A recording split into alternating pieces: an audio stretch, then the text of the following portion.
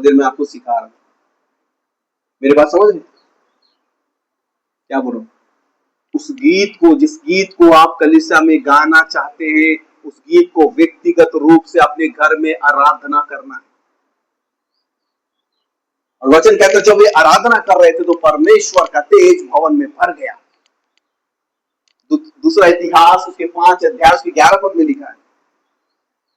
मतलब आराधना करने वाला ऐसी आराधना करे कि भवन में उसका तेज, उसकी आत्मा, उसकी ग्लोरी भरना चाहिए। इसका मतलब समझिए, इसका मतलब समझिएगा थोड़ा सा। इसका मतलब ये होता है कि आपकी जो मन है वो परमेश्वर से ऐसे जुड़ा होना चाहिए कि जो परमेश्वर में है वो आपकी कलीसिया में उतर जाना चाहिए, उतर जाना चाहिए, उतर जाना चाहिए। इसे कहते हैं आपका मन, आपका ध्यान परमेश्वर से लगा हुआ होना चाहिए। मेरी बात समझे? मेरी बात समझे कि नहीं समझे? क्या समझे? अगर आप लीडिंग करने आए, सुनिए, आप लीडिंग करने आए, आपका ध्यान 400 बात में इधर घूम रहा है, 400 बात में इधर घूम रहा है, जैसे तैसे खड़े हो गए, उल्टा पुल्टा गा के या ऐसा वैसे गा के चले गए, तो आपने परमेश्वर की महिमा को प्रकट, आपने उसकी ग्लोरी से परमेश्वर के भवन को नहीं भरा, क्योंकि आपने इसके लिए समर्पण नहीं किया। इसके लिए पहले समर्पण कीजिए, घुटनों में आइए, घर में आराधना कीजिए, अपने जीवन को तैयार कीजिए कि प्रभु जब समय आए मैं तेरे भवन में जाऊं, इतनी आत्मा से भर के आराधना करूं कि जो तुझ में है वो मुझ में आए और मेरे द्वारा कलीसिया में बढ़ जाए। जो तुझ में है वो मुझ में आ जाए और मेरे द्वारा कलीसिया में बह जाए। तो ये लीडिंग का पहला काम, इतना आपका कनेक्शन परमेश्वर से जुड़ा होना। लोग बहुत सारी आराधना कर रहे हैं, आप उनके चक्कर में मत रहना। यहाँ कुछ और सिखाया जा रहा है। दुनिया आराधना कर रही है, कुछ तो ऐसी आराधना होती है कि आराधना करते करते लोग सो जाते हैं, लेकिन आराधना ऐसी होनी चाहिए कि आराधना करते करते इंसान जाग जाना चाहिए। आराधना करते करते लोग जाग जाना। जागे थे कि नहीं? आप बाइबल पढ़े, जब आराधना कर रहे थे सराफ लोग 6 पंख वाले यशायाह के पास, पवित्र पवित्र पवित्र पवित्र पवित्र पवित्र, जब पवित्र पवित्र का नारा लग रहा था तब यशायाह मुंह के बल गिरते बोलता, प्रभु मेरा मुंह का शुद्ध है। उसकी पवित्रताई में अपने पाप को समझ आ जाए, घुटनों में आकर कहे प्रभु मुझे शुद्ध कर। तब आपकी आराधना ऐसी होनी चाहिए। मेरी बात समझ रहे कि नहीं? मेरी बात समझ रहे कि नहीं? आपकी आराधना इतनी सामर्थ्य से भर जाना चाहिए कलीसिया कि उसमें जो पवित्र पवित्र की आराधना जब शुरू हो तब जो अपवित्र है वो घुटनों में आकर कहे कि प्रभु मुझे छू और शुद्ध कर कि मैं भी आराधना करने वाला मनुष्य बनूं। तब अंगारा लेकर उसके होठ को छू के शुद्ध करता है। इसका मतलब समझ रहे हैं? जब अन्य अन्य भाषाओं में आराधना होने लगे, उसके बीच में जो व्यक्ति खड़ा हो वो कहे परमेश्वर मुझे तू छू नहीं रहा है, ये सब को तू छू रहा है, मुझे छू नहीं रहा है प्रभु, मेरी गलतियां क्या है? तुझे गलतियां समझ में आएगी, गलतियां क्या है। मेरी बातें समझ? आराधना में जब परमेश्वर छुएगा आप शुद्ध हो जाएंगे। बस आप अपने को तैयार कीजिए, परमेश्वर आपका जगह तैयार करेगा। बोले मैं अपने को तैयार करूंगा, प्रभु मेरा जगह तैयार करेगा।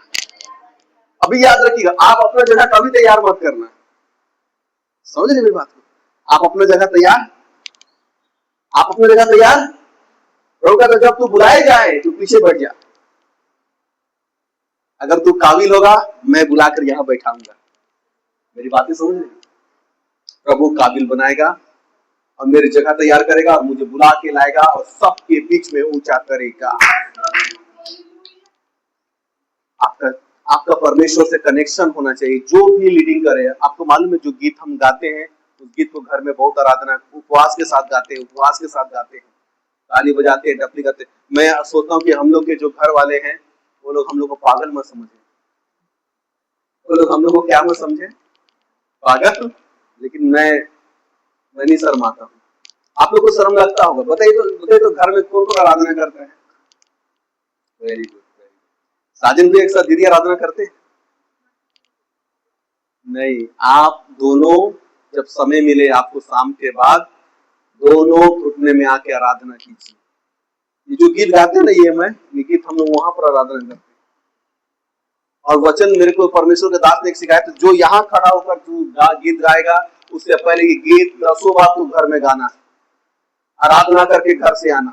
मेरी बात समझ रहे? क्यों?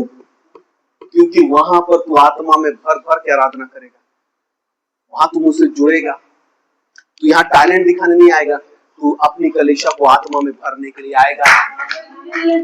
बहुत सारे लोग टैलेंट दिखाने के लिए दुनिया में आते हैं, मेरे को उससे कोई फर्क नहीं पड़ता। हम क्या जानते हैं, कैसा जानते हैं, इससे कोई मतलब नहीं है, और कितना समर्पण के साथ करते हैं, इससे परमेश्वर को मतलब है। कितना समर्पण के साथ करते हैं। मेरी बात समझिए। आपको 1 तारीख को उस वचन को, जो आपको देखना चाहते हो अपने बच्चों में, जो देखना चाहते हो अपने परिवार में, जो देखना चाहते हो अपने जीवन में, यहां खड़ा होकर उस वचन की घोषणा करना है। प्रभु, ये वचन जो आपने दिया है, मैं इसकी घोषणा करता हूं। इस महीने प्रभु आप इस वचन से मुझे ब्लेस करेंगे, मेरा घराना उद्धार पाएगा। बोलना है, बोलना है। क्या करना है? यस, वचन की घोषणा करना है। उस दिन सबको चांस मिलेगा। संडे, 1 तारीख का संडे जो पड़ेगा, उसमें आप वचन को कोट करके आना है। जो वचन आप अपने लाइफ में देखना चाहते हैं, जो उद्धार अपने पति में, जो उद्धार अपने जीवन, जो कलीसिया में देखना चाहते हैं, उसकी घोषणा यहीं से करना है। Praise the Lord. हमें दूसरा बात बता रहा था मैं आपको, और भजन संहिता के बारे में बात करना चाहता हूँ। प्रभु आशीष दे। आज की भजन संहिता सच में मुझे भी सीखने लायक मुझे वचन मिला।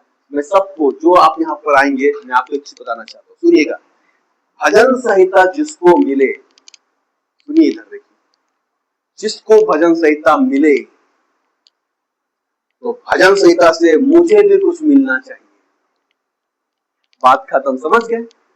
अगर आप भजन संहिता लेकर खड़े हुए हैं, तो भजन संहिता से मुझे भी कुछ मिलना, मतलब अगर आप भजन संहिता पढ़ते हैं, तो भजन संहिता से आपको उसमें का प्रकाशन, क्या प्रकाशन प्रकट करना होगा। मेरी बात समझे? भजन संहिता घर में जाकर प्रार्थना कर करके उससे पढ़ के उसके अंदर का भेद आपको निकालना होगा, और निकाल के यहाँ बांटना होगा। बांट पाएंगे? आपका स्वागत है। आपके प्रकाशन भजन संहिता से निकलना, अगर आत्मा से निकल रहा है, प्रेज़ द लॉर्ड, बहुत अच्छा है।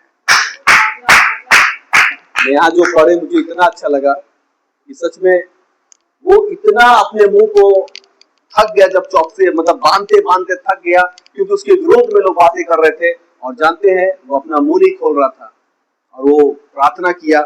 उसके बाद थकने के बाद वो अपने लिए हानि मांगा, लेकिन किसी के लिए हानि नहीं मांगा। प्रभु बता मेरी आयु कितनी है ना?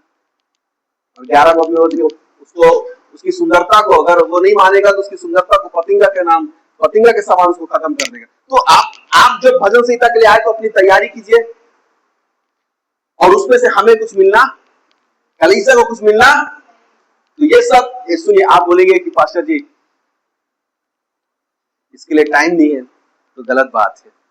इसके लिए कोई टाइम की जरूरत, ये तो हमारा भाग्य है कि जब हम प्रार्थना में जाए, तो यही सब तो करना है। समझ रहे मेरी बात को? हेलो, यही सब तो, वचन पढ़ना है, वचन का भेद जानना है। भैया अभी में टाइम है, और आप में आलस है। आप में क्या है? आप परिश्रम तो कीजिए, प्रतिफल परमेश्वर के पास बड़ा है। आप परिश्रम कीजिए, प्रतिफल किसके पास है? ये भी परिश्रम है ना, मैं जो अभी आपको बताया। सुनिए, लिसन, मेरी बात समझे। जो मैं आपको बताया वो क्या है, इसका प्रतिफल कौन देगा? क्योंकि जो आप कर रहे हैं वो अपने लिए नहीं कर रहे हैं, आप कलीसिया के लिए। अभी से किसके लिए मांग रहे हैं? प्रभु, जब मैं खड़ा हूं, लीडिंग करूं, गीत गाऊं, चाहे मैं सादरी में गाऊं, हिंदी में गाऊं, चाहे मैं किसी चीज में गाऊं, लेकिन तेरा अभिषेक से मेरी कलीसिया भर जाए। जैसे प्रभु के भवन में आग उतरे, मेरे मन मंदिर में भी आग भर दे। जब इस गीत को मैं गाता तो मेरे हाथ का रवा खड़ा हो जाता था, सामर से भर जाते थे। वो अभिषेक लेकर आना है, वो अभिषेक लेकर आना है। दूसरा, भजन संहिता घर में इतनी तैयारी करना है, घुटने में तैयारी करना है, उसकी प्रकाशन, उसकी भेद लेकर आइए, प्रभु आपको आशीष देगा। ये सब परिश्रम करना है हमको व्यक्तिगत रूप से। क्या करना है? आइए, मैं थोड़ा सा वचन पे मैं वचन की